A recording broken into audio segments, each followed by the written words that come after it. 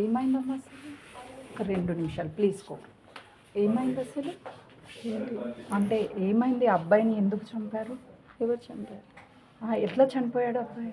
పాపం కొడుతుంటే వాడు అడ్డం వచ్చినాడు. ఎందుకు కొడుతున్నారు పాపం? తప్పు చేసింది నా కూతురే కదా. బాధపడకండి, అంటే అడుగుతున్నాను. తప్పు చేసింది నా కూతురు.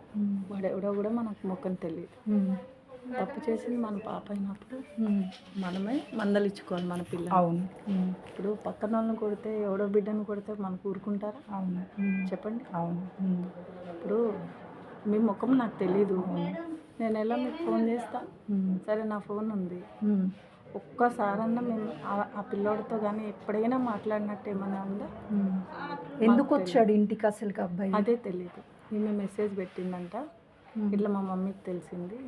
ఏమని తెలిసిందని? ప్రెగ్నెంట్ అని. ఎన్నో మంత్ అమ్మాయికి? 4th మంత్ అంటున్నారు. మరి అంటే 4 నెలల నుంచి ఏం అర్థం అవ్వలేదా? చెప్పలేదు. 1 మంత్. నాకు 20 days నుంచి వామిటింగ్స్ అవుతున్నాయి. వామిటింగ్స్ అయితే హాస్పిటల్ తీసుకెళ్ళాను నవంబర్ 18th.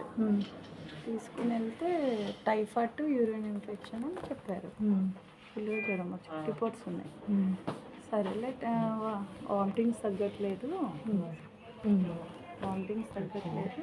అని తీసుకెళ్ళాం.